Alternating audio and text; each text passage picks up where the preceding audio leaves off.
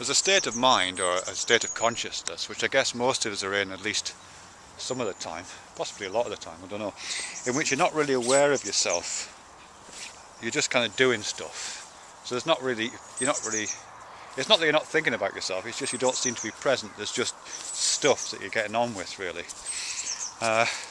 And I know it appears in different kind of formulations, in different theories. Goffmann, the sociologist, calls it unselfconscious engrossment, he says, which I think is a great term, unselfconscious engrossment.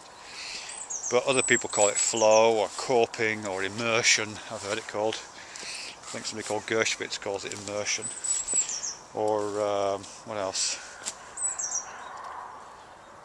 I guess it appears as a Chinese term for it. I think it's Wu Wai, effortless action. I think is a term for that, effortless action. Nothing is done and nothing is left undone.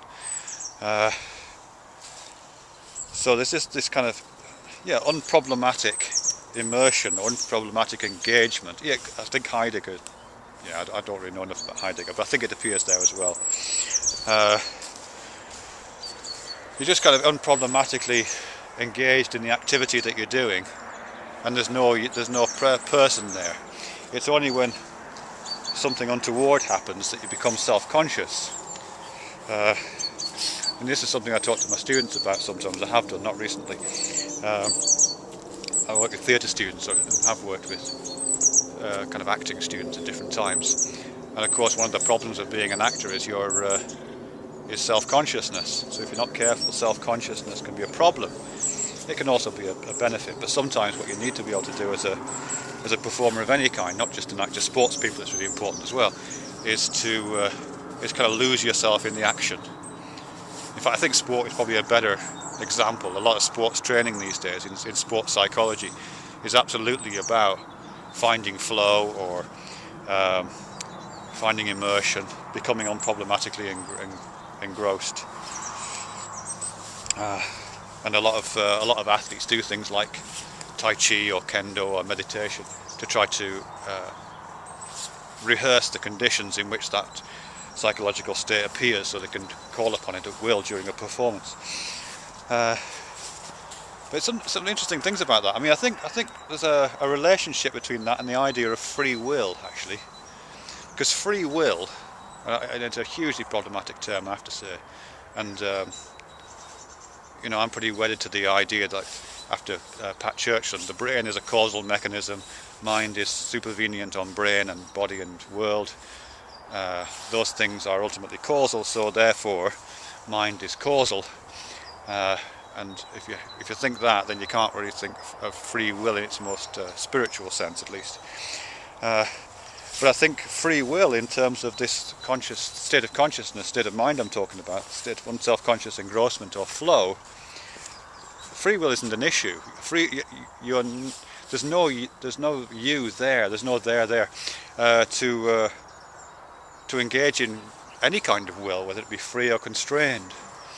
So I think free will is only an issue of this kind of self-reflective being that appears when you are self-conscious, and it kind of appears at the end of that re-entry loop, the end of that reflexive looking, not at the beginning of it.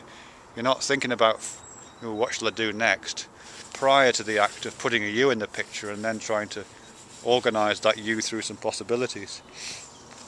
I think this relates actually slightly to this really lovely video that SoulFetcher made a few days ago called "I am the stone in my shoe," which is a lovely term, and I'm going to steal that for sure, which is this idea that, walking, which I do a lot of, and I calculated the other day I've walked about 1,800 miles making these videos,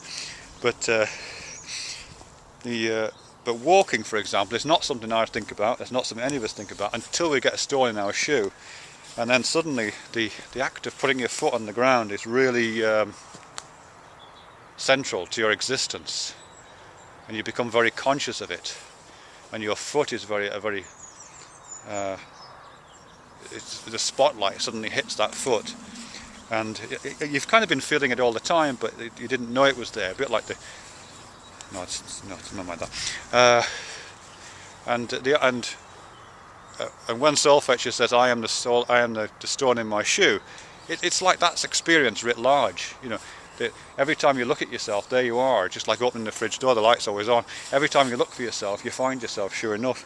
Every time you think about what you're standing on, sure enough, you're standing on something. And that's accompanied by the possibility or the thought of standing on something else, or of finding somebody else there when you look for yourself. So even though you never do, even though it's always you, there's always this illusion of free will, I think, which accompanies that.